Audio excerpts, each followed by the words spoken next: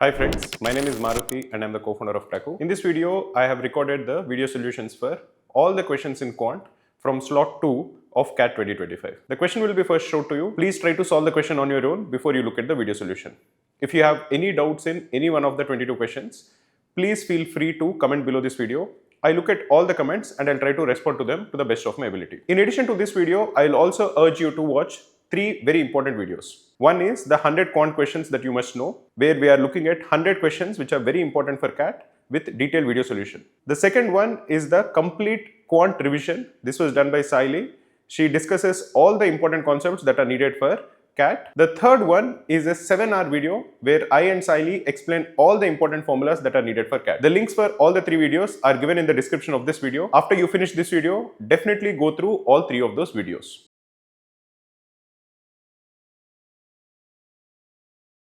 In this question, we are given an equation 9 to the power x square plus 2x minus 3 minus 4 into 3 to the power x square plus 2x minus 2 plus 27 is equal to 0. We are asked to calculate the possible values of product of all the possible values of x. If you are looking at the expression, the first term is 9 to the power x square plus 2x minus 3. Because 9 is equal to 3 square, this expression will be equal to 3 to the power 2x square plus 4x minus 6. This is the first term. The second term is minus 4 into 3 to the power x square plus 2x minus 2. This is the second term. Now, if you think about it, if you can assume that p, a new variable, is equal to 3 to the power x square plus 2x minus 2, what is the value of p square? P square will be 3 to the power 2x square plus 4x minus 4. This seems very similar to the first term of the expression, which is 3 to the power 2x square plus 4x minus 6. In fact, the first term is equal to 3 to the power 2x square plus 4x minus 4 into 3 to the power minus 2. This is, like we just discussed, equal to p square. So this is equal to p square into 3 to the power minus 2, which is p square by 9. So the expression is simply equal to p square by 9 minus 4 times p plus, what is the last term? The last term is 27 is equal to 0. Or if you multiply the entire equation with 9, it is p square minus 36p plus 243 is equal to 0. This is p minus 9 into p minus 27 is equal to 0. So the value of p is either equal to 9 or the value of p is equal to 27. What is p? P is simply equal to 3 to the power x square plus 2x minus 2.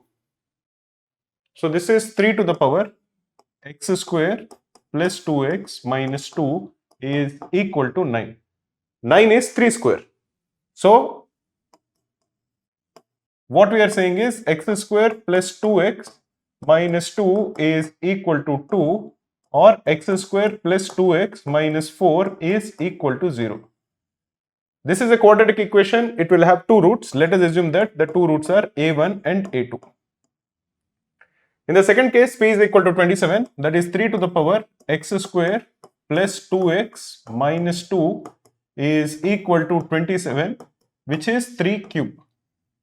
Or x square plus 2x minus 5 is equal to 0. This is also a quadratic equation. It will also have two roots. Let us assume that the two roots are a3 and a4. So the given expression has four roots. The roots are a1, a2, a3 and a4. What is the product of a1 and a2? a1 into a2 is the constant term, which is equal to minus 4. a3 into a4 is equal to the constant term, which is minus 5. So a1 into a2 into a3 into a4 will be equal to minus 4 into minus 5, which is equal to 20. So the answer for this particular question is equal to option B, which is equal to 20.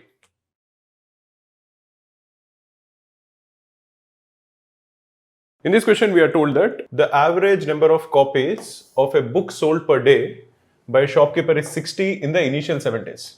So if you assume that the number of copies sold on the first day is D1, on the second day is D2, on the third day is D3, on the fourth day is D4, on the fifth day is D5, on the sixth day is D6, and on the seventh day is D7, the sum of all of them can be calculated. Because the average is 60 for 7 days, the total will be 60 into 7.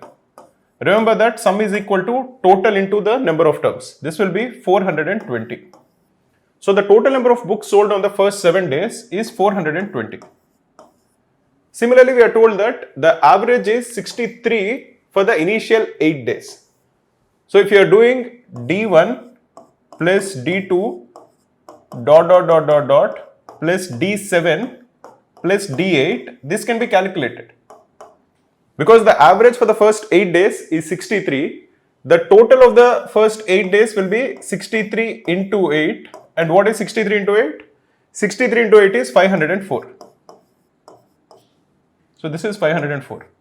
Now we have two equations. We have the sum of the first 7 days and the sum of the first 8 days. If you subtract one from the other, we will get the value of D8. The number of books sold on the 8th day will be 504 minus 420, which is 84. Now we are told that on the 9th day, she sells 11 copies less than on the 8th day. So D9, that is the number of books sold on the 9th day, will be 73, which is 84 minus 11. And the average number of copies sold per day from the 2nd day to the 9th day becomes 66. From the 2nd day till the 9th day, that is D2 plus D3 plus D4 plus D5 plus D6 plus D7 plus D8 plus D9. What is the sum of all of them? This can be calculated. How many days are there? 2, 3, 4, 5, 6, 7, 8 and 9. There are 8 days. And the average of the 8 days is given, it is equal to 66. So the total number of books sold will be 8 into 66, which is 528. So this is equal to 528. But we know the value of D8. D8 is equal to 84. We know the value of D9. This is equal to 73. So if you subtract these two, we can calculate the value of D2 plus D3 plus D4 plus D5 plus D6 plus D7. That will be equal to 528 minus D8, which we discussed is 84, minus D9, which is equal to 73. This is equal to 528 minus 157. This will come to equal 371. So the sum from D2 to D7 is 371. The sum from D1 to D7 is 420. What is the difference between these two equations? The second equation is from D2 to D7.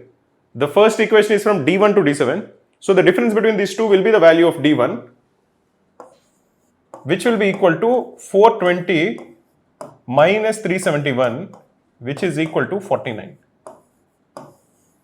So the answer for this question will be equal to 49.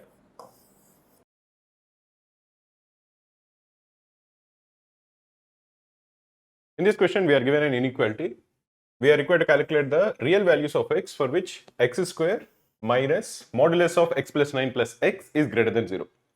In this kind of a question which has one modulus, which is modulus of x plus 9, there is only one inflection point. What do I mean by it? I say that the modulus will change its sign when x is greater than minus 9 and it will be of a different sign when it is less than minus 9. So we'll consider two cases. In the first case, x is greater than or equal to minus 9. In the second case, x is less than minus 9. Why is this important? Because if x is greater than or equal to minus 9, modulus of x plus 9 is equal to x plus 9. And if x is less than minus 9, modulus of x plus 9 will be negative, and therefore this will be equal to minus x minus 9. In the first case, the value of the inequality becomes equal to x square, because this is minus of modulus of x plus 9, minus x minus 9 plus x is greater than 0. Or we'll cancel both of them. X square has to be greater than 9. When is x square greater than 9? X square is greater than 9 if x is less than minus 3 or greater than 3. So x has to be either less than minus 3 or x has to be greater than 3. But in this particular case, we are only looking for x which is greater than or equal to minus 9. Therefore, x will belong to minus 9 to minus 3 union 3 to infinity. In the second case, when x square is less than minus 9, minus x minus 9 will be the value of modulus of x plus y. So x square minus of that becomes equal to x square plus x plus 9 plus x is greater than 0. This is simply equal to x square plus 2x plus 9 is greater than 0. Now when you see x square plus 2x, immediately you should think of x plus 1 whole square, because x plus 1 whole square is x square plus 2x plus 1, and this will be plus 8. This has to be greater than 0. We are just writing whatever we wrote in the earlier step here. We are just splitting 9 as 1 plus 8, because this will be x plus 1 whole square, and then we have plus 8. This has to be greater than 0. Now this is always true, because x plus 1 whole square is a perfect square. It is always greater than or equal to 0. To that you are adding 8, so it is definitely greater than 0. So it is always true whenever x is less than minus 9. So it is true for x belonging to minus infinity to minus 9. So for what values of x is this inequality true? It is true when x belongs to minus infinity to minus 9. It is true from minus 9 to minus 3, and it is true from 3 to infinity. So the whole range will be x belonging to minus infinity to minus 3 union 3 to infinity. So the answer for this particular question will be option A.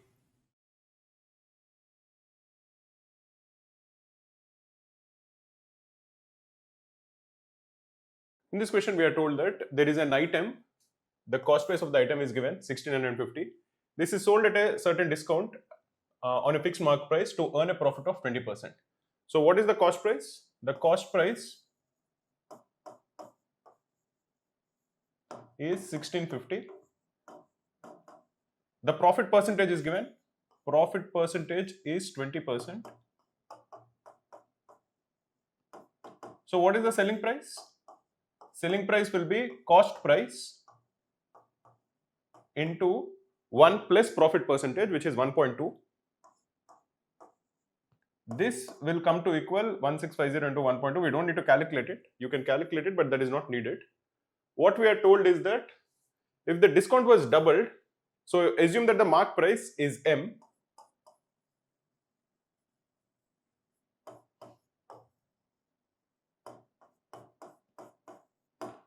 and if the discount is D, M into 1 minus D is equal to the selling price, which is 1650 into 1.2. Because mark price into 1 minus discount is equal to the selling price. What we are told is, in another situation where if the discount was doubled, so instead of the discount being D, if the discount is 2D, so M into 1 minus 2D, this would be the new selling price. Because now the discount is doubled, mark price into 1 minus discount is the selling price. In this particular case, the profit would have been 110. If the profit is 110, what is the selling price? Selling price would be 1650 plus 110, because the cost price remains the same, it is 1650. So here we have M into 1 minus 2D is equal to 1760, which is 1650 plus 110. Using these two equations, we can calculate the value of D and we can calculate the value of M. Let us divide one equation from the other. So 1 minus 2D divided by 1 minus D is equal to 1760 divided by 1650 into 1.2. You can cancel a 0 and a 0 here. 176 is 11 into 16. 165 is 11 into 15. So this is equal to 16 divided by, what is 15 into 1.2? That is 18, which is simply equal to 8 by 9. So 1 minus 2d divided by 1 minus d is 8 by 9. We can cross multiply. We are going to get 9 minus 18d is equal to 8 minus 8d. Or the value of d is equal to 1 by 10. This is the discount percentage. We can substitute it to calculate the value of m. So m into 1 minus d will be 9 by 10 is equal to 1650 into 1.2. Or the value of m is equal to 165 into 12 into 10 divided by 9. This is 4, this is 3, this is 55, and this is, so the value of the mark price is 2200. Now what are we required to calculate? What we are required to calculate is the rate of discount in percentage at which the profit percentage is equal to the rate of discount. Let us assume that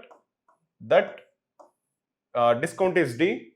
So the profit percentage also in this particular case is equal to D. So what is the selling price? Selling price is cost price into 1 plus profit percentage, which is D. Another way of expressing it is mark price into 1 minus discount percentage. If you solve this, you will get the value of D. 1650 is 550 into 3. 2200 is 550 into 4. So 3 plus 3D is equal to 4 minus 4D, or the value of 7D is equal to 1, or the value of D is 1 by 7. This is a fraction. When we are trying to express it as a percentage, we multiply it with 100. So this becomes equal to 100 by 7, which is approximately equal to 14.28%. The closest integer to it, which is given in the options, is option C, which is 14. DILR feels unpredictable. It's not luck, it's a smart set selection. Many fear DILR, but how does CAT actually frames the paper? There are definitely solvable sets when you learn to navigate and pick sets from your comfort zone. And for set selection strategy, PYQs are your best resource. We team Cracku have compiled CAT DILR questions all at one place. Just Google CAT DILR questions to practice, analyze, watch video solution and download PDFs.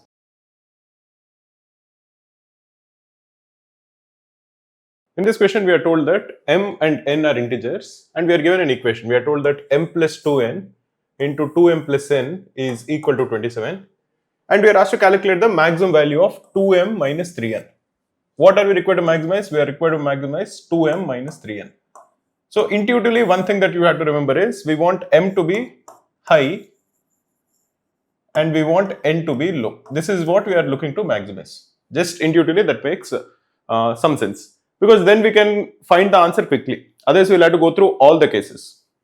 Now, if you look at 2m plus n and m plus 2n, both of them will also be integers. Because m and n are integers, m plus 2n is an integer, 2m plus n is also an integer. So, in how many ways can we express 27 as a product of two integers? We can express it as 27 into 1. We can express it as 9 into 3. We can express it as minus 27 into minus 1. We can also express it as minus 9 into minus 3. These are the four cases that are possible. In one case, we are basically saying because we want m to be high and n to be low, we want basically 2m plus n will be the higher one. Why is that the case? Because we are trying to maximize 2m minus 3n. We want m to be high and we want n to be low. So amongst 2m plus n and m plus 2n, we want this to be the higher one, and we want this to be the lower one. This is one thing that we have to remember. Even otherwise you can calculate it, but you are just going to calculate extra cases and you will get an answer which is definitely not the optimum one. The second thing you should remember is m plus 2n and 2m plus n are the two numbers. If you are adding both of them, you are going to get 3m plus 3n. which is a multiple of 3. This is 3 times m plus n. So what we are saying is that if say this is 2m plus n and if this is m plus 2n, the sum of both of them will be 3 times m plus n. What is the sum of 27 plus 1? The sum of 21 plus 1 is 28, which is not a multiple of 3. So if you actually solve 2m plus n is equal to 27 and m plus 2n is equal to 1, you won't get an integer answer. So you can ignore this case. Similarly over here also, if you assume that this is 2m plus n, which is the higher of the two, and this is say m plus 2n, the sum of both of them is 3 times m plus 3n, 3 times m plus n, which is a multiple of 3. Here that is equal to minus 28. So we need not solve it. We can immediately say that the solution for that will not be an integer, so we'll ignore it. So finally we are essentially left with two cases. Either 27 is expressed as 9 into 3 or 27 is expressed as minus 9 into minus 3. If it is expressed as 9 into 3, we are saying that 2m plus n should be the higher number, which is 9, because we want m to be higher and n to be lower, and m plus 2n will be equal to 3. You can add both of them up. 3 times m plus n is equal to 12, or the value of m plus n is equal to 4. 2m plus n is equal to 9. This would tell us that m is equal to 5 and n is equal to minus 1, and therefore 2m minus 3n will be equal to 30. This is one possibility for 2m minus 3n. In the second case, we are expressing 27 as minus 9 into minus 3. This is the higher one. This is what we want 2m plus n to be. This is the lower one. This is what we want m plus 2n to be. So essentially we are saying that 2m plus n is equal to minus 3 and m plus 2n is equal to minus 9. You add both of them, you are going to get 3 times m plus n is equal to minus 12, or m plus n is equal to minus 4. 2m plus n is equal to minus 3. M plus n is equal to minus 4. So the value of m is equal to 1 and the value of n is equal to minus 5. So what is the value of 2m minus 3n? 2m minus 3n will be equal to 17. This is another possibility for 2m minus 3n. Which of the two is higher? The higher is 17. Therefore, the answer for this question will be 17.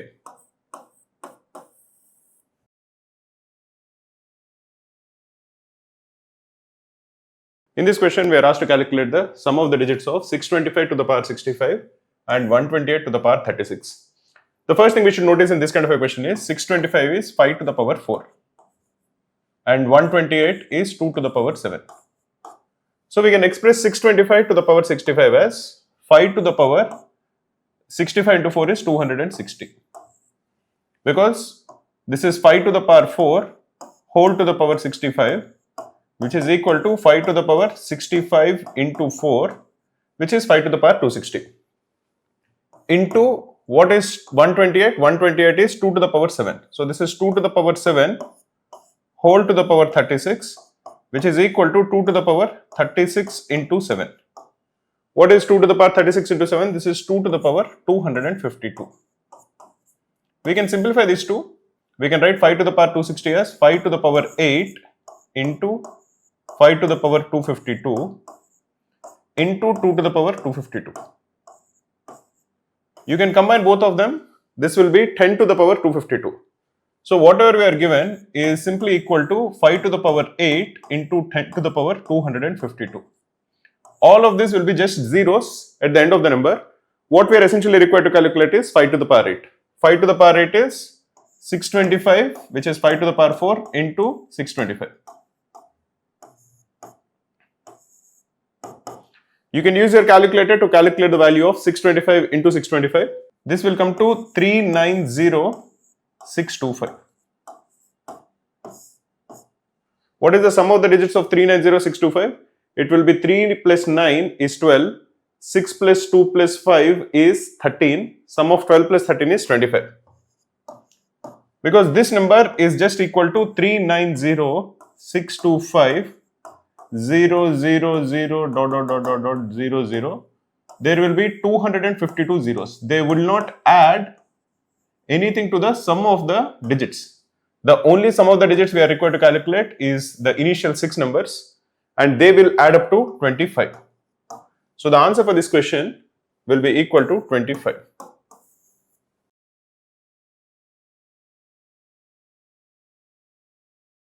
In this question, we are given two quadratic equations. This is the first quadratic equation, this is the second quadratic equation, and we are told that they have one common root. We are asked to calculate the sum of the other roots of the equation.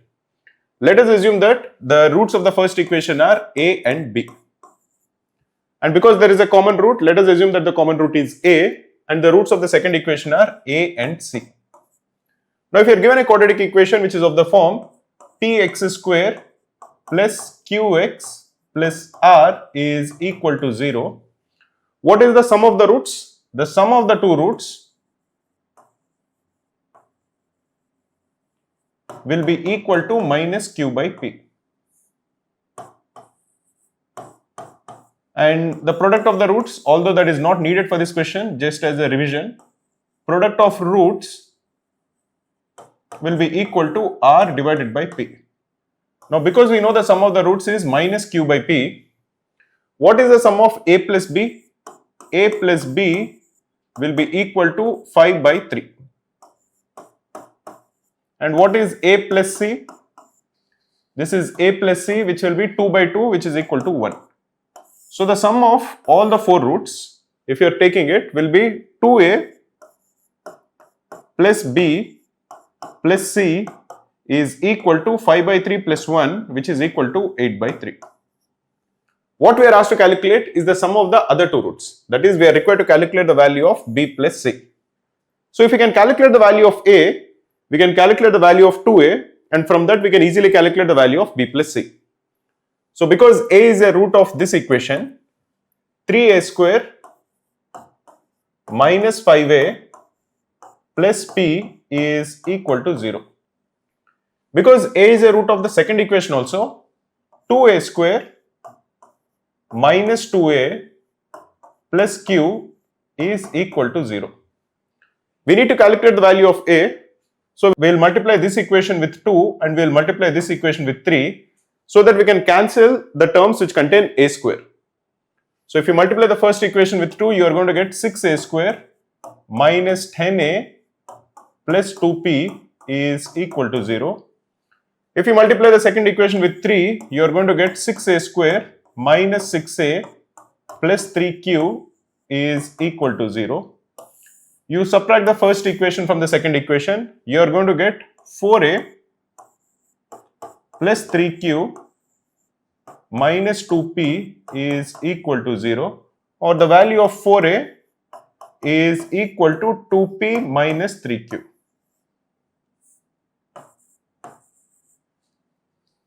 Therefore, the value of 2a will be equal to p minus 3q by 2. We know that 2 times a is p minus 3q by 2. So we can substitute that over here because this also is 2a. So p minus 3q by 2 plus b plus c is equal to 8 by 3. What we are required to calculate is just b plus c. So b plus c will be equal to 8 by 3 plus 3q by 2 minus p. So we have to check for 8 by 3 plus 3q by 2 minus p, which will be option A. So that will be the correct answer.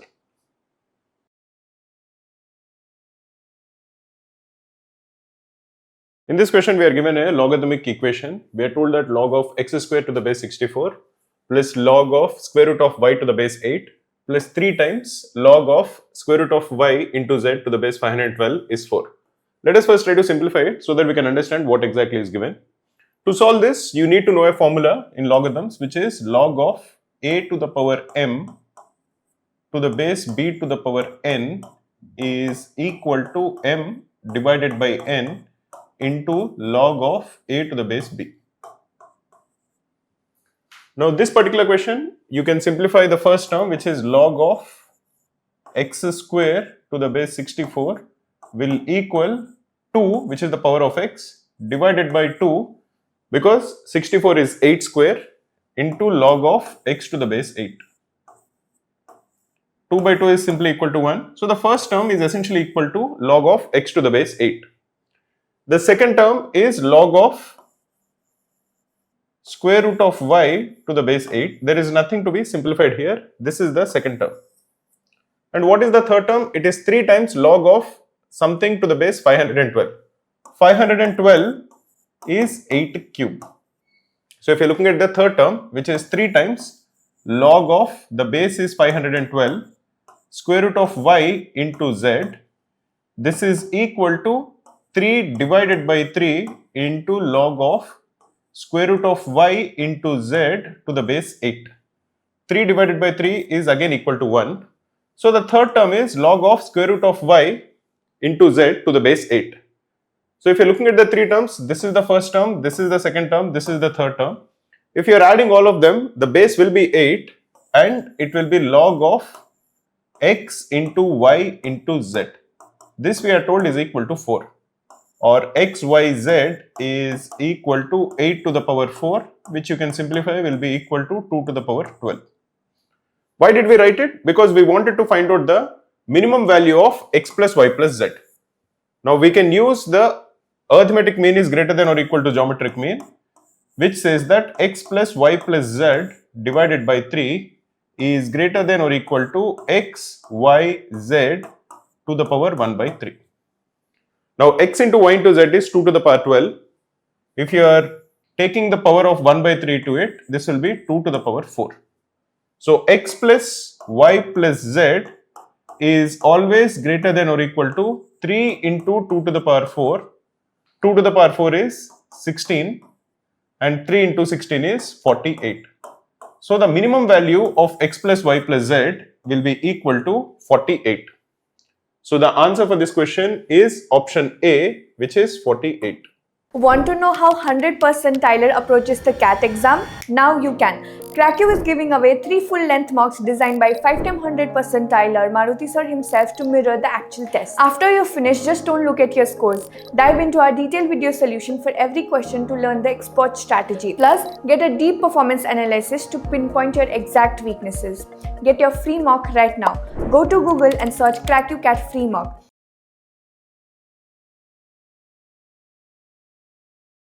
In this question, we are told that there are 2 friends, Rita and Sneha.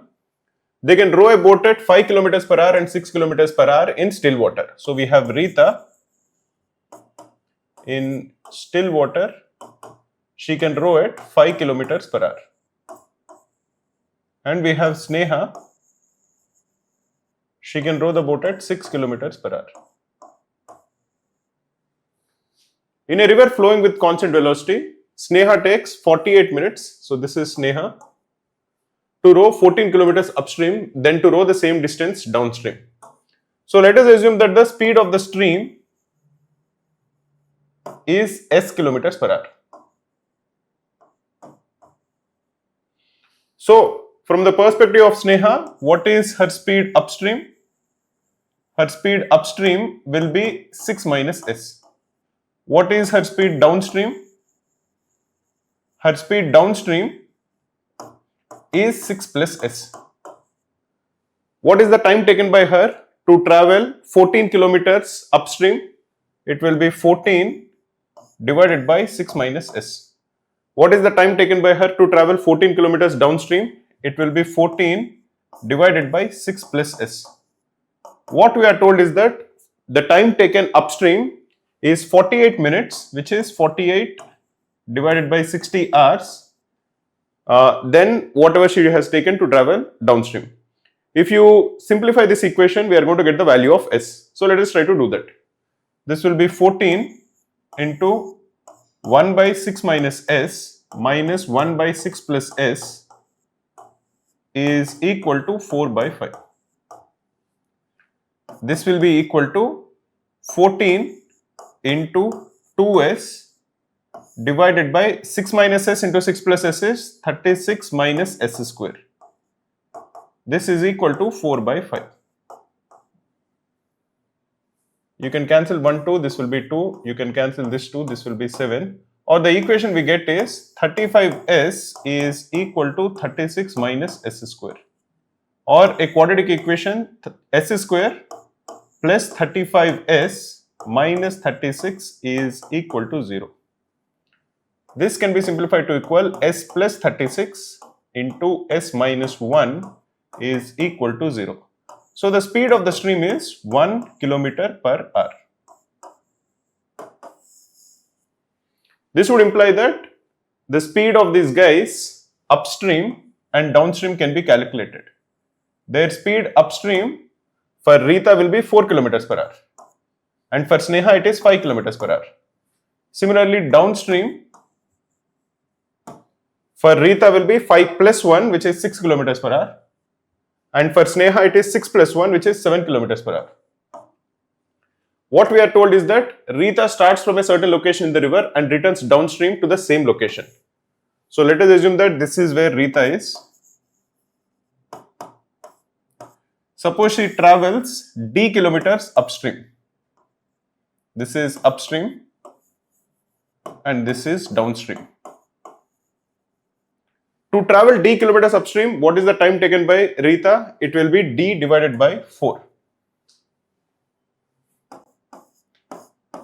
And she returns back to the same downstream and her speed downstream is 6 kilometers per hour. So d by 4 plus d by 6 we are told is 100 minutes, which is 100 divided by 60 hours. This is equal to 5 by 3 hours. D by 4 plus D by 6 can be simplified to equal 5D by 12. This is equal to 5 by 3. You can cancel these two and the value of D is 4 kilometers. But here, I don't want you to make a mistake. This is a mistake that I actually did when I was taking slot 2 as a mock. I marked the answer as 4 kilometers, but the actual answer is 8 kilometers. Why is it 8 kilometers? The answer is 8 kilometers because we are asked to calculate the total distance in kilometers that Rita will cover. So Rita covered 4 kilometers upstream and 4 kilometers downstream. So the total is 4 plus 4, which is 8.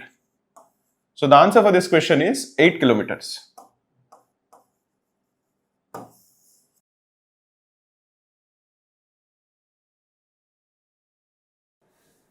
In this question, we are told that suppose A, B, C are three distinct natural numbers such that 3AC is equal to 8 times A plus B. Then the smallest possible value of 3A plus 2B plus C is equal to what? We are required to minimize 3A plus 2B plus C. This is what we are required to minimize. And what are we given? We are given 3 times AC is equal to 8 times A plus B. When you are given this kind of an equation, one of the first things you should observe is this product AC has to be a multiple of 8.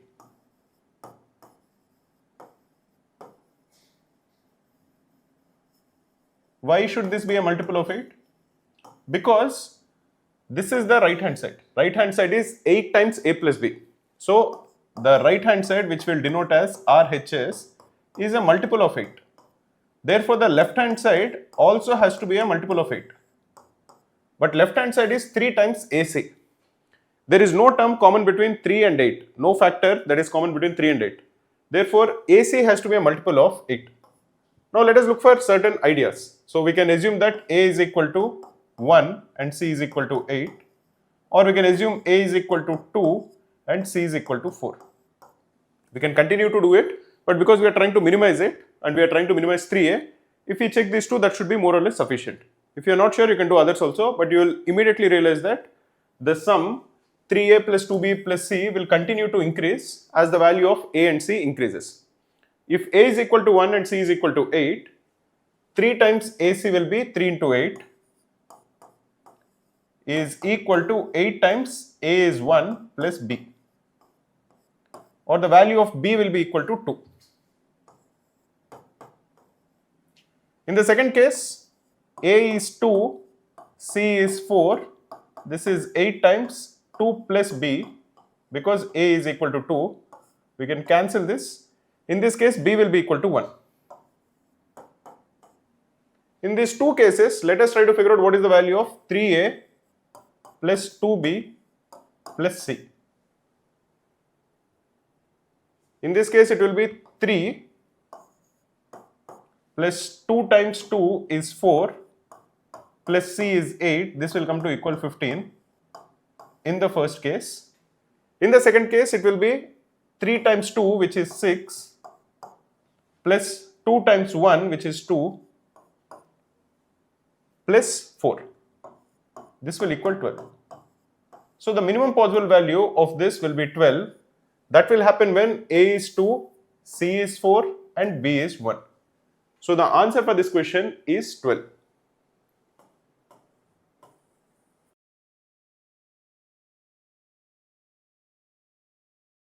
In this question, we are given two functions. We are given f of x, which is x divided by 2x minus 1, and we are given gx, which is x divided by x minus 1. And we are asked to calculate the domain of the function h of x, which is f of g of x plus g of f of x for all the real numbers. What exactly is domain? Domain is basically the values of x for which h of x is defined. So we want h of x to be defined. It can be equal to anything, but we want it to be defined.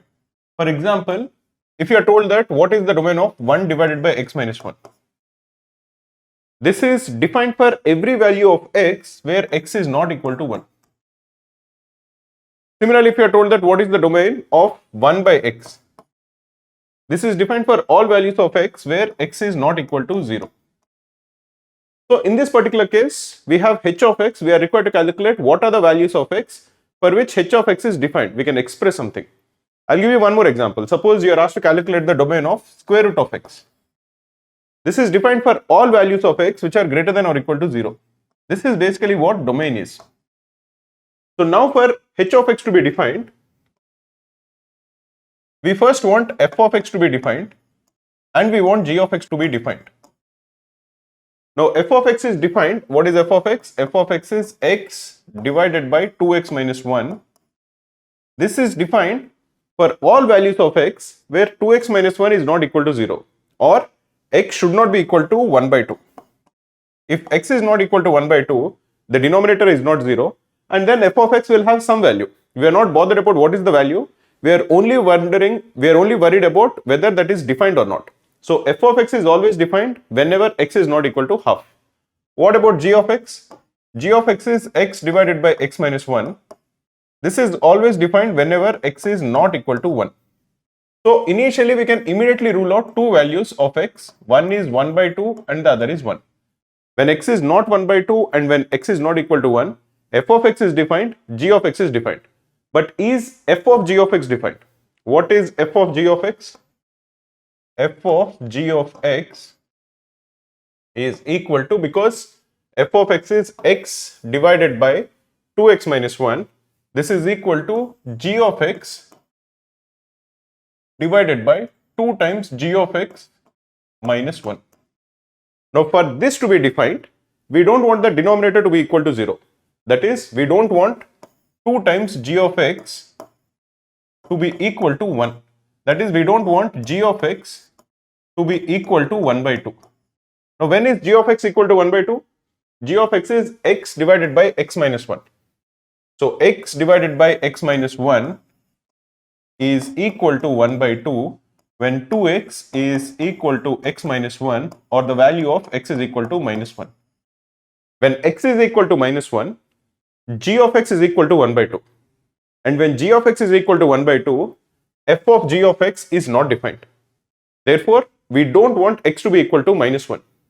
That is, over here we'll add minus 1 also to it. Now let us try to figure out g of f of x. G of f of x is equal to f of x divided by f of x minus 1, because that is the value of g of x. This is defined for all values of f of x as long as f of x is not equal to 1. So we don't want f of x to be equal to 1. Now what is the value of f of x for which it is equal to 1? f of x is x divided by 2x minus 1. So we don't want x divided by 2x minus 1 to be equal to 1. That is, x, we don't want it to be equal to 2x minus 1, or we don't want x to be equal to 1. What we are saying is that when x is equal to 1, f of x is equal to 1, and therefore g of f of x is not defined. So x should not be equal to 1. But that is already part of the list of numbers where this function h of x is not defined. So essentially there are three values for which h of x is not defined. They are 1 by 2, 1 and minus 1. So if you're looking at the options, that will be option A, which is minus 1, 1 by 2 and 1.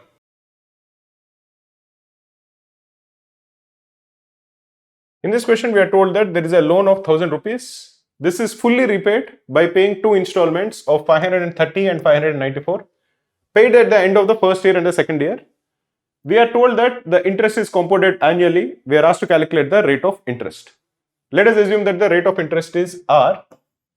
So now if a principal P is repaid by installments I1, I2, I3 and I4 and so on at the end of each year, and if the rate of interest is R, we know that P is equal to I1 divided by 1 plus R, because I1 is repaid at the end of the first year, plus I2 divided by 1 plus R whole square when I2 is repaid at the end of the second year, plus I3 divided by 1 plus R whole cube and so on.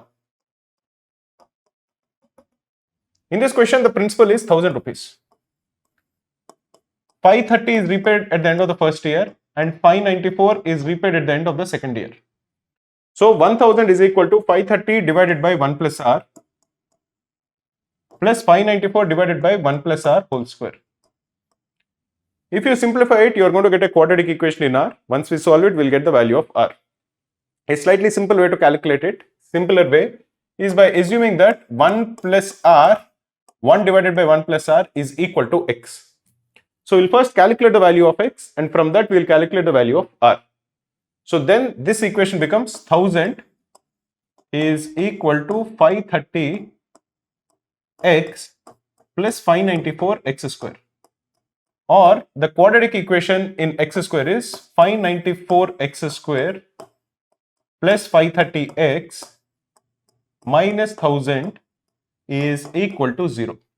So the value of x, because this is a quadratic equation, becomes equal to minus 530 plus square root of 530 whole square plus 4 times 1000 into 594 divided by 2 times 594.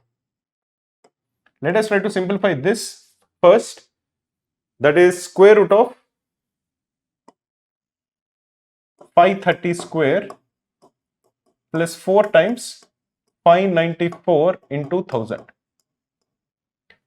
We can take 10 square out of the square root. So this becomes 10 into square root of 53 square plus 4 into 594 into 10. We are removing this 0 and this 100. 53 square is 2809. This is 10 into square root of 2809 plus. What is 594 into 4? 594 into 4, you can use your calculator. That will be 2400 minus 24, which will be 23760. So now we can just calculate the sum of these two. 23760 plus 2809 comes to equal 96562. And again you can use your calculator to calculate what is the square root of 26569. This is 163, so this is 1630. This is just a lot of calculation intensive question. So the value of x is minus 530 plus 1630 divided by 2 times 594, which is equal to 1100 divided by 2 into 594. You can divide the numerator and denominator with 4. So this is 275 divided by 297. This is the value of x. which if you simplify is equal to 25 divided by 27. But x, like we discussed, is equal to 1 by 1 plus r. So if x is 25 by 27, 1 plus r is equal to 27 by 25, which is equal to 1.08, or the value of r is 8%. So the answer for this particular question is option D, which is 8%. To crack CAT with confidence, you need a lot of practice and a lot of testing. And the questions that matter the most are the questions that have come in CAT previous year's paper. Each of these CAT previous year's paper you can attempt on Cracku. You can download it as a PDF or you can actually take it in the mock format. Not only that, but each of these questions has a detailed written solution as well as a video solution. You can take these in the mock format and later you can analyze your strengths and weaknesses. You can pinpoint the areas you need to improve in. So see how real CAT questions are asked. Learn from the detailed solutions. So build speed, accuracy and confidence. So visit Cracku today and start solving our previous year's CAT papers.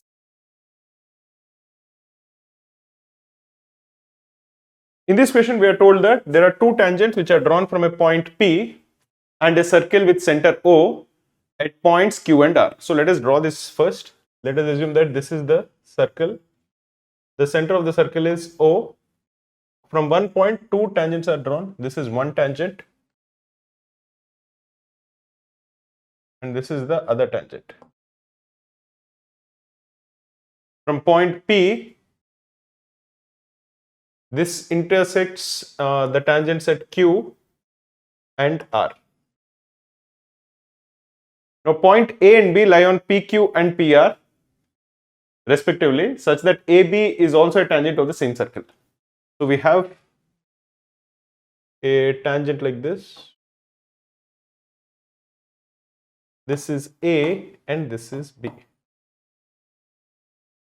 Now angle AOB is 50 degrees. So angle AOB, this we are told is 50 degrees. We are required to calculate angle APB. This angle we are required to calculate. How are you going to calculate it? In this kind of a question, in general, whenever a circle is given and tangents are given, it is always a good idea to join the center of the circle to the points of intersection of the tangent and the circle. In this particular case, it is always a good idea to join O to Q because this will be 90 degrees. You should join O to R also. This also will be 90 degrees. You can join O to this particular point. Let us assume that this point is T. This also is 90 degrees. Because we know that the tangent is perpendicular to the line joining the center of the circle and the point of intersection of the tangent and the circle. So that is always good information. We should try to use it. Once we have it, the key part over here is to identify the value of P. So if you assume, if you are just looking at the quadrilateral QORP, it looks something like this. This is P, this is Q, this is the center, this is Q and this is O, this is the center. Sorry. This is basically P, this is Q, this is O and this is R. I have just drawn this quadrilateral over here. We are required to calculate this. This is what we are required to calculate. But in this quadrilateral, we already know two angles. This is 90 degrees. This is 90 degrees. If we can calculate this one, we will calculate the answer very easily. That is, we need to essentially calculate this value, then we will get the entire angle O, and from that we can easily calculate the value of P. With that being said, let us assume that this is, say, A. And let this also, therefore, by symmetry will be A. So this angle O will be 50 plus 2A. In this quadrilateral, we have 190 degrees here, we have 190 degrees here. Because the sum of all the angles of a quadrilateral is 360 degrees, we can calculate the value of angle P in terms of A, that will be 130 minus 2A. But what is the value of A? To calculate the value of A, let us look at two triangles, AOT and AQO. that is this one, and this one, with this one, and this one. Let us just draw those two things. We have A, T, O. This is one triangle like this. This is A, this is T, and this is O. This is 90 degrees because this is the point of intersection of the tangent and the circle. You are joining it to the center. Now this angle over here will be 25 degrees because this is 25 degrees and this is 25 degrees. The whole angle AOB is 50 degrees. So AOT will be only 25 degrees. So this is 25 degrees. And this will be 90 minus 25, which will come to 65 degrees. This is one triangle AOT. Let us look at the other triangle AQO. If you're looking at the other triangle AQO, this is A, this is Q, and this is O. This is A, this is Q, and this is O. This also is 90 degrees. What we are looking for is this value A. We don't know the value of this A. So this we are saying is equal to A, and this is 90 minus A. What we discussed earlier is, if we calculate the value of A, we can calculate the answer. Is there anything that we can do to calculate the answer? One thing you will notice is that in both of these triangles, there is one angle which is common, which is 90 degrees. So both of them are right angle triangles. Is there anything else common? This hypotenuse is the same. Hypotenuse of the first triangle is AO. Hypotenuse of the second triangle is also AO. So the hypotenuse is the same. Is there anything else that is common? We will notice that from A, AT is a tangent to the circle. From A, AQ is also tangent to the circle. We know that if you have a circle like this, from this point A, if you are drawing two tangents, this is AQ and this is AT, the length of both the tangents will be the same. If you are drawing two tangents from a point outside the circle to the circle, the length of the tangents will be the same. Therefore, AQ will be equal to AT. So if this is equal to P, AQ will also be equal to P. So the hypotenuse is the same because both of them are AO. The non-hypotenuse side, one of them is the same. Therefore, in a right angle triangle, the other side also will be the same. This will be equal to this. So both of them are congruent triangles. Both of them are exactly equal to each other. Now, what is the value of A? A is basically whatever this angle which is opposite this particular side. So the value of A will be equal to 25 degrees. So what we are essentially saying is that this is 25, this is 25, this is 25, this is 25. So this entire angle O is actually equal to 100 degrees. And then this is 90 degrees, this is 90 degrees. We are required to calculate just one remaining angle of a quadrilateral. Like in this particular case, what we are essentially saying is, we have this quadrilateral like this. This angle over here is 100 degrees, which is what we have just calculated over here. It is 425. This we already know is 90 degrees. This we already know is 90 degrees. This is O, this is Q, this is R, and this is P. So this angle can be calculated because the sum of the angles of a quadrilateral is 360 degrees. This angle will be equal to 80 degrees. So the answer for this particular question will be 80.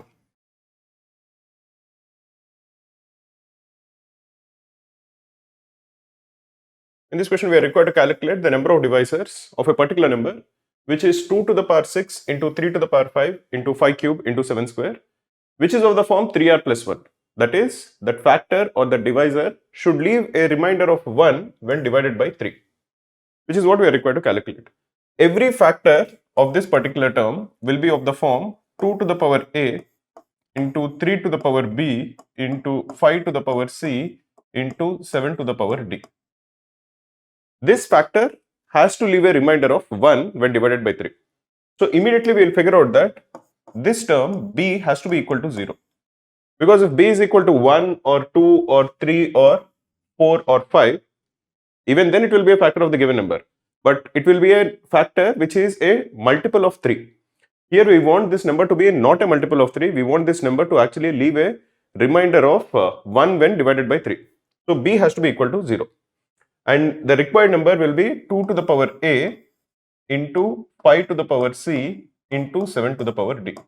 This factor has to leave a remainder of 1 when divided by 3. What is the remainder when 2 is divided by 3? The remainder when 2 is divided by 3 is 2. Or you can also write it as minus 1. What we are essentially saying is 2 is 3 minus 1. So 2 to the power a is 3 minus 1 to the power a. This will leave a remainder of minus 1 to the power a when divided by 3. Similarly, 5 is exactly the same. 5 is 6 minus 1. 6 is a multiple of 3. So 5 to the power c will be equal to 6 minus 1 to the power c, or the remainder will be minus 1 to the power c, because 6 is a multiple of 3. Into 7 to the power d. Now 7 is 6 plus 1 to the power d, and this will leave a remainder of 1 to the power d. Overall, we want this to leave a remainder of 1 when divided by 3, or we want minus 1 to the power a plus c into 1 to the power d to leave a remainder of 1 when divided by 3. D can take any value. D can be, what is the maximum value D can take? The highest power of 7 in the given number is 2. So D can be either 0 or 1 or 2. We want a plus c to be even, because if a plus c is odd, this overall remainder will be minus 1. We want it to be 1, so a plus c has to be even. What are the values a can take? What is the highest power of 2? The highest power of 2 is 6, the highest power of 5 is 3. So a can be 0 or 1 or 2 or 3 or 4 or 5 or 6, and c can be either 0 or 1 or 2 or 3. Now a plus c has to be even, so if a is equal to 0, c will be either equal to 0 or 2. C cannot be 1 or 3, because then a plus c will be odd. Similarly, if a is 1, which is an odd number, c can be 1 or 3. If a is 2, c is again 0 or 2. So you can see that for every value that a is taking, c can take 2 values. The total number of values a can take is 7. So the total possibilities for a plus c is 14. So a and c can be decided in 14 ways. D alone can be decided in 3 ways. So the overall number of possibilities will be 14 into 3, which is equal to 42. So the answer for this particular question will be option D, which is 42.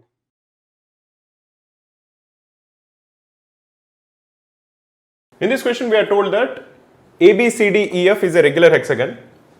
P and Q are the midpoints of A, B and C, D respectively. Then the ratio of the areas of the trapezium BPCQ and the hexagon ABCDEF is equal to what? In these kind of questions, first drawing the figure is always important, because we'll get an intuitive understanding of what is given and what we are required to calculate. So let us draw a hexagon. This will be the hexagon.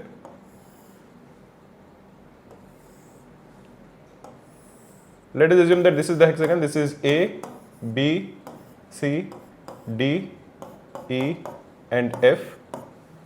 Let each side of the hexagon be equal to A. This is A, this is A, this is A, this is A, this is A and this is A.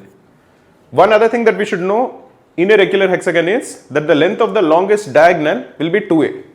That is, if you join A to D, this length will be 2A. We also know the area of a hexagon. Area of a hexagon is equal to 3 root 3 divided by 2a square. So we know the area of the hexagon. So this part is known to us. It is 3 root 3 by 2a square. What we are required to calculate is the area of the trapezium PBCQ. So let us first draw P and B. This will be P and this will be Q. So this is P, this is Q. We can easily calculate the length of PQ, because P is the midpoint of AB, Q is the midpoint of CD. The length of PQ will be equal to the length of BC plus the length of AD divided by 2. This will come to equal 3A by 2. So now if you are looking at the trapezium BCPQ, it will look something like this. This is BC, this is PQ This is the trapezium. We know the length of BC, this is A. We know the length of PQ, this is 3A by 2. If we can calculate this height, we can easily calculate the area of the trapezium. So let us draw a perpendicular from B to AD. Let this be R and let this be T. Now this is 90 degrees, this is 90 degrees. We need to calculate this height H. This also will be equal to H. If we can calculate the value of the height H, we can easily calculate the area of the trapezium. But if you are looking at the triangle BRA, this is B, this is A and this is R, this will be equal to 2H because this is H and this is H. This is equal to A, this is the length of AB. This angle will be equal to 60 degrees because this is 60 degrees. So what is the length of 2H? 2H is equal to A root 3 by 2, or the value of H is A root 3 by 4. So for this trapezium, this is equal to A root 3 by 4. So for the trapezium, we know the length of the parallel sides and we know the distance between them. So what is the area of the trapezium? PBCQ. The area of the trapezium is the sum of the lengths of the parallel sides, which is A plus 3A by 2. This is the sum of the lengths of the parallel sides. Divide this by 2 because you want to take the average of the length of the parallel sides into the distance between them, which is A root 3 by 4. This is the area of PBCQ. We can simplify this. This will be equal to 5A by 4 into A root 3 by 4. This is the area of the trapezium. What is the area of the hexagon? This is the area of the hexagon, 3 root 3 by 2 A square. This is the required ratio. We can simplify it. We can first cancel root 3 and root 3. We can cancel A square and A square. So the required ratio is 5 by 16 is to 3 by 2. We can multiply both sides with 16, the ratio. So this will be equal to 5 is to 24. So the answer for this question, the required ratio is 5 is to 24, which is option B.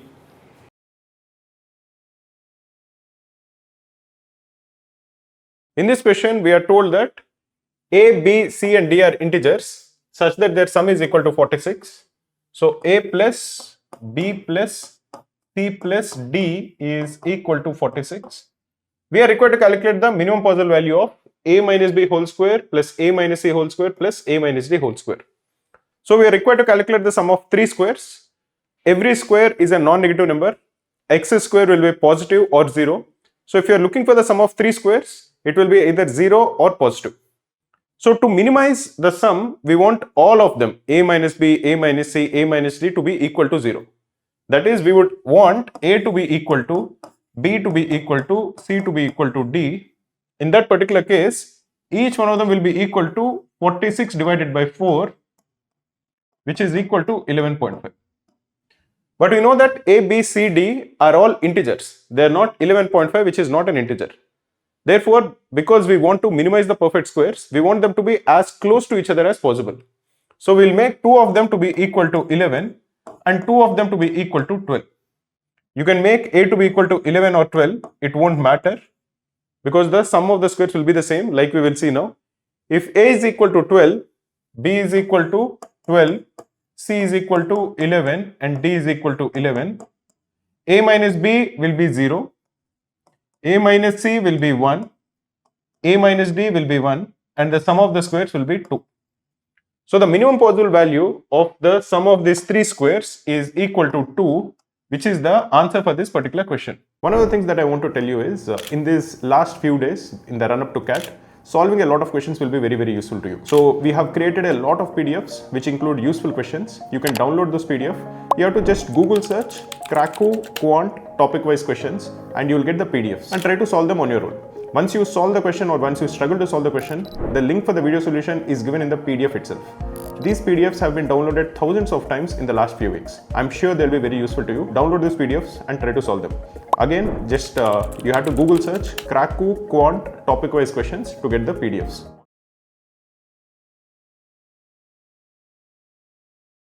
In this question, we are told that there is a decreasing infinite geometric progression and we are given the nth term. Let the first term be A and the common ratio be R. So A, AR, AR square, AR cube and so on till infinity is the infinite geometric progression. When you are told that this is a decreasing infinite geometric progression, the value of R is less than 1. Now we are given some equations. We are told that A1 plus A2 plus A3 is 52. What is A1? It is the first term. We are assuming that to be equal to A. What is A2? It is the second term. So that will be AR. And what is the third term? A3, that is AR square. This will equal 52. Or A into 1 plus R square is equal to 52. This is one equation that we have. We are given another equation. A1, A2 plus A2, A3 plus A3, A1 is equal to 624. A1, A2 is equal to A into AR. A2, A3 is AR into AR square. And A3, A1 is equal to AR square into A. This is equal to 624. Or we can take A square into R common. This will be 1 plus R square. This is equal to 624. This is one equation. This is another equation. If you divide the second equation by the first equation, we are simply going to get the value of AR to be equal to 624 divided by 52, which is equal to 12. Let us call this the third equation. That is A into R is equal to 12. Now what we can simply do is we can divide the third equation, we can divide the first equation by the third equation. So we can cancel A and we are just left with 1 plus R square divided by R is equal to 52 divided by 12. We can cross multiply. This simplified will be equal to 13 by 3. So 3 plus 3R square is equal to 13R. Or we are going to get a quadratic equation which is 3R square minus 10R plus 3 is equal to 0. This can be simplified to equal R minus 3 into 3R minus 1 is equal to 0. Or the value of R is either 3 or the value of R is 1 by 3. But what we know is that this is a decreasing geometric progression. We are told that the value of the common ratio is less than 1 because this is a decreasing geometric progression. Therefore, the value of R is 1 by 3.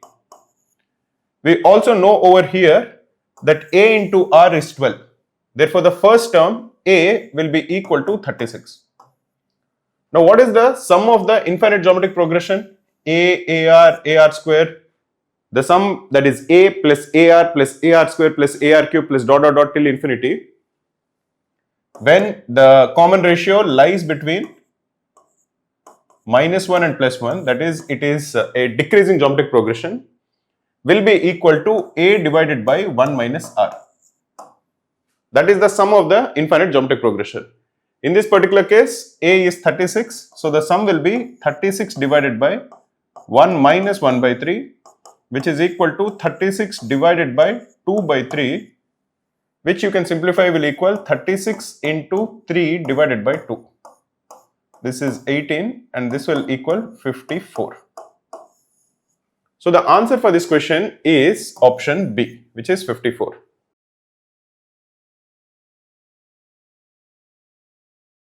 In this question, we are told that a mixture of coffee and cocoa in which 16% is coffee costs 240 per kg. So we have coffee and cocoa. If 16% is coffee and the remaining 84% is cocoa, the cost is 240 per kg. In another mixture where the percentage of coffee is 36% and the remaining 64% is cocoa, the cost per kg is 320 per kg. Now, there is a new mixture of coffee and cocoa which costs 376 per kg. What is the quantity of coffee in 10 kgs of this new mixture? So basically, let us assume that the cost of coffee is A per kg and that of cocoa is B per kg. Then we'll get two equations. In the first equation, we'll be getting 0.16A plus 0.84B is equal to 240. To avoid decimals, let's multiply this with 100. So we are going to get 16A plus 84B is equal to 24,000. We can divide this equation with 4. So we are going to get 4A plus 21B is equal to 6,000. This is the first equation. And from here we'll get the second equation. 0.36A plus 0.64B is equal to 320. Again, to avoid decimals, let us multiply this equation with 100. We are going to get 36A plus 64B is equal to 32,000. This is the second equation. We can multiply the first equation with 9 so that the coefficient of A remains the same. So if you multiply the first equation with 9, we are going to get 36A plus 189B is equal to 6,000 into 9, which is 54,000. We can subtract the first equation from this. We are going to get 125B is equal to 22,000. Or the value of B is 22,000 divided by 125, which is equal to 176. We can substitute this in any one of the equations. Let us substitute that over here. So 4A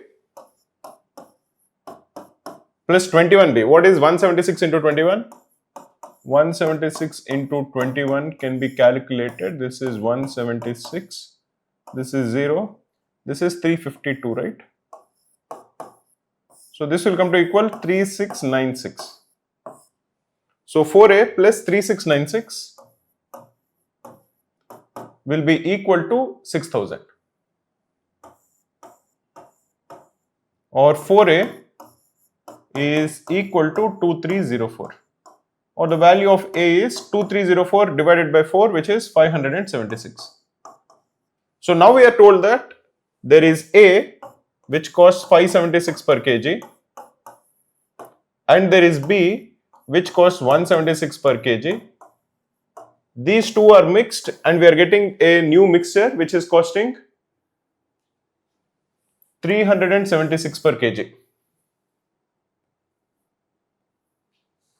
What is the ratio in which they are mixed? We can quickly see that 376 is the midpoint of 176 and 576. Otherwise also we can just use allegations. What is 576 minus 376? That will be 200. We'll write it over here. What is 376 minus 176? That also is 200. So the ratio in which A and B are mixed will be 200 is to 200, which is basically equal to 1 is to 1.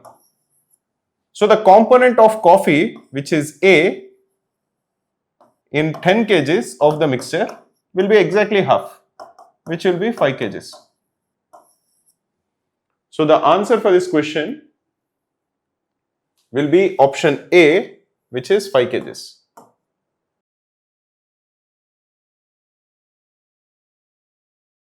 In this question, we are told that there is a triangle ABC and points D and D, they are on the sides BC and AC.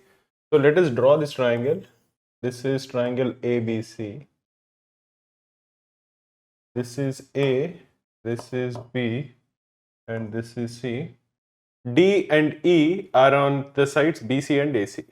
So we'll assume that this is D and this is E. Now BE and AD intersect. We are joining B and E, and A and D intersect at a point T, such that AD is to AT is 4 is to 3 and BE is to BT is 5 is to 4. So let us assume that AD is 4y, therefore AT will be 3y. So AT is 3y, TD will be y, because the whole of AD is 4y. Similarly, we'll assume that BE is 5x, BT is 4x, so this is 4x and TE will be x. Now a line is drawn, point F lies on AC such that DF is parallel to BE. This is a F. Now BE is parallel to DF. We are required to calculate the value of BD is to CD. So this seems complex, but it is actually not a very complex question. For this, let us look at the triangles where there are two sides which are parallel to each other. For example, let us first look at the triangle ATE and the triangle ADF. Let me just draw those two triangles and nothing else so that it becomes easy. This is A, there is T somewhere over here and there is D here. Now we have AF like this. This is DF and this is T. So this is E and this is F. Now these two lines are parallel to each other. We know the length of AT. This is 3y. The whole length of AD is 4y. So we can get a value of the ratio of TE is to DF. Because both of them are similar triangles. There is one set of lines which are parallel to each other. What we are essentially saying is that AT divided by AD is equal to TE divided by DF. Now we know the value of TA. TA is equal to x and AT divided by AD is 3 by 4. This is equal to x divided by DF, or the length of DF is equal to 4x by 3. So we are essentially saying that this is equal to 4x by 3. Now let us just look at the triangles BEC and the triangle DFC. If you are just drawing those two triangles, this is BE, this is BC, this is D over here, we have EC and we have DF. BE is parallel to DF. We know the length of BE. The length of BE is 4x plus x, which is equal to 5x. We know the length of DF. DF is equal to 4x by 3.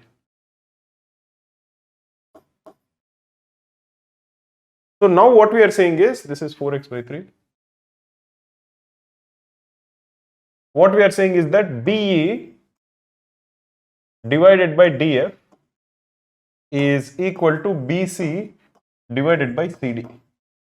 BE is 5x divided by 4x by 3 is equal to BC by CD, or BC divided by CD is equal to 15 by 4. What are we required to calculate?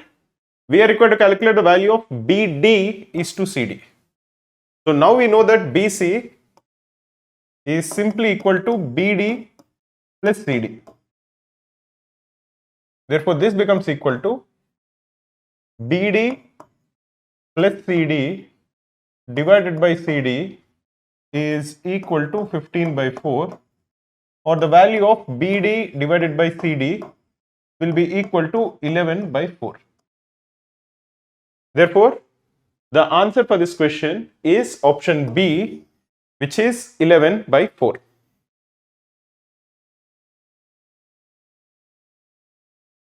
In this question, we are given the ratio of the expenditures of Lakshmi and Meenakshi. They are in the ratio of 2:3. So, expenditures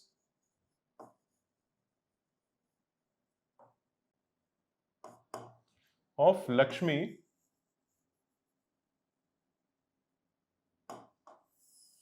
and Meenakshi,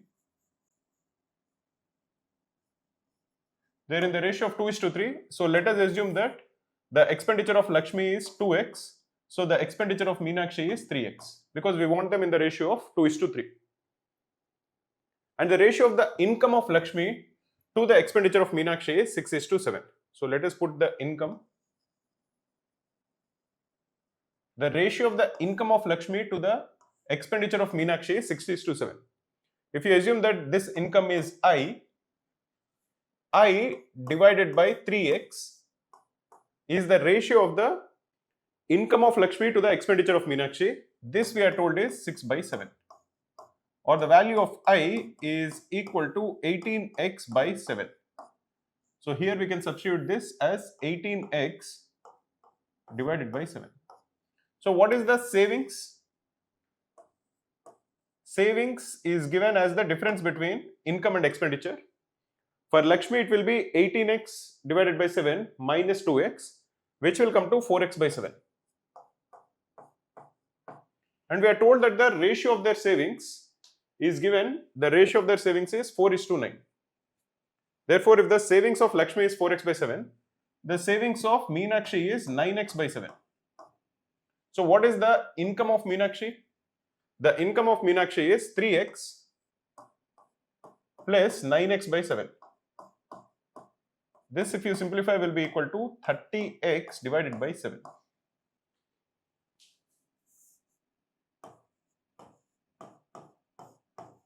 Now, what are we required to calculate? What we are required to calculate is the ratio of their income.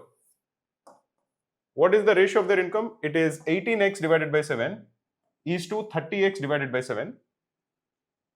This will be the answer. We can simplify it. This will be equal to 18:30, which is equal to 3:5.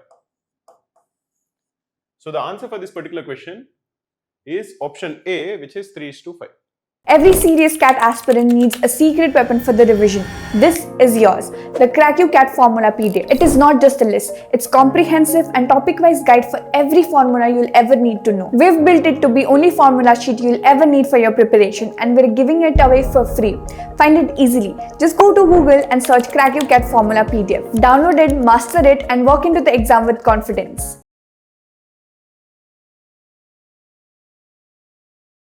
In this question, we are told that Ankit is twice as efficient as Bipin. So the amount of work done by Ankit in unit time is 2 times that of Bipin.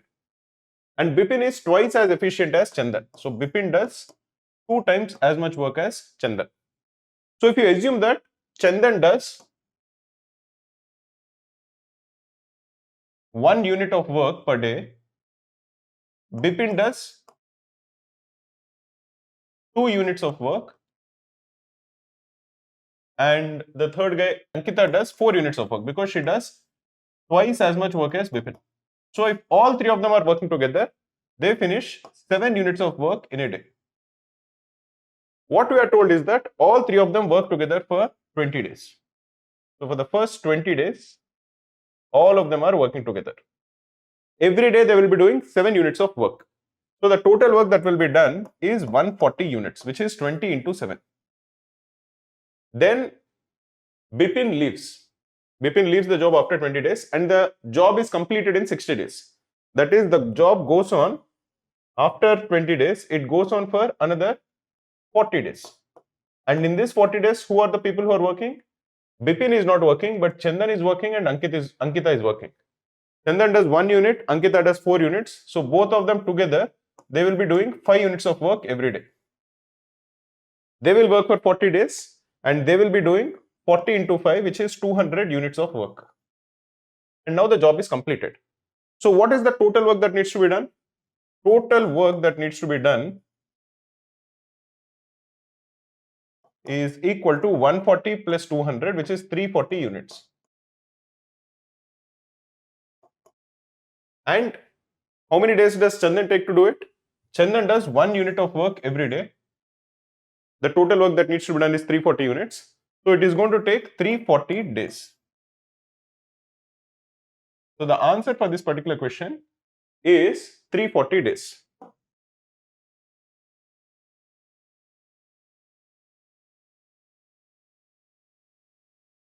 In this question, we are told that there is a certain amount of money that was divided among 4 people, Pinu, Meena, Reenu and Seema, and Pinu received 20% of the total amount. So let us write it over here. We have Pinu, we have Meena, we have, so let us write it over here. We have Pinu, we have Meena, we have Reenu, and we have Seema. Pinu received 20% of the total money. Let us assume that the total money that was received is 10x. So Pinu received 2x. What is the total amount of money left? The total amount of money left is 8x, and Meena received some part of it. How much did Meena receive? Meena received 40% of the remaining amount. So what is 40% of 8x? 8x into 40% is 3.2x. So Meena received 3.2x. And what is the remaining amount? It will be 8x minus 3.2x, which is 4.8x. This 4.8x is distributed between Reenu and Seema. We are also told that Seema received 20% less than Pinu. Pinu received 2x. So how much did Seema receive? Seema received 2x into 0.8, which will come to 1.6x. So the amount of money that Seema received will be 1.6x. So what is the amount that Reenu received? Reenu and Seema together received 4.8x, out of which Seema received 1.6x. So the amount received by Reenu will be 3.2x. What are we required to calculate now? We are required to calculate the ratio of the amounts received by Pinu and Reenu. That ratio will be 2x is to 3.2x. This is equal to 20 is to 32. What is 20 is to 32? It is 5 is to 8. So the answer for this question is option C, which is 5 is to 8. Stop wondering which ions will call you. Get the most accurate answer. Cracku's ion call predictor analyzes everything: your academics, your work experience weightage, and even the JAB process, all based on the latest RTI data. Know the exact cutoffs and your precise chance in seconds. Ready for clarity? Just Google search Cracku ion call predictor. Your personalized IM report just this search away.